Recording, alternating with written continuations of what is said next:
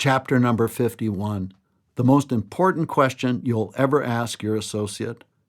Before you hire a chiropractor to join your practice, it's critical to find out if your potential associate's goals are compatible with yours. Needing a paycheck and being attracted to an energetic and well-run practice are understandable reasons that might drive someone to apply for your position.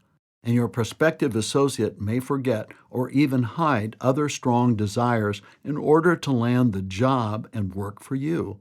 However, after a few short days or weeks, when they discover that building a great practice is hard work, they may be asking themselves, why in the world am I doing this?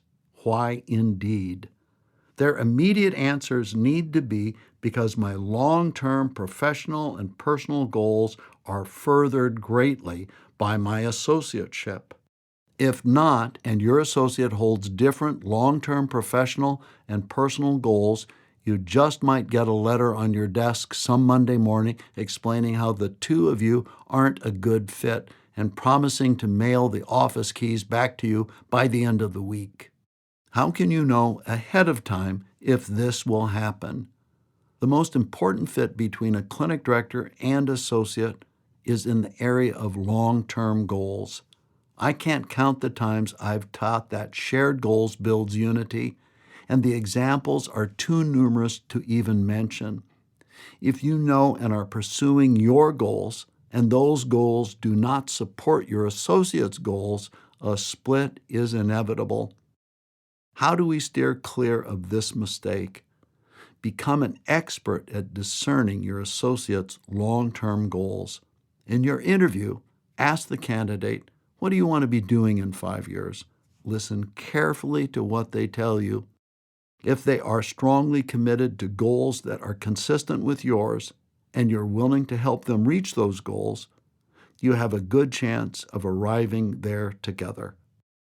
Show real interest in their answers by asking follow-up questions. Why is that so important? And how long have you thought that?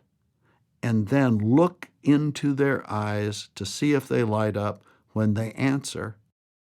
Beware of the person who's passionate about a totally different practice model than you have.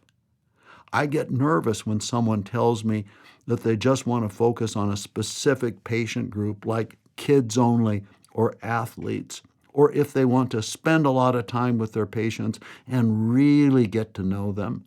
Both of those answers signal to me a weak self-image and poor understanding of chiropractic.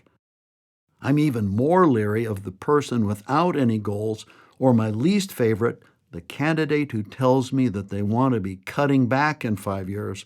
Don't even get me started on that guy.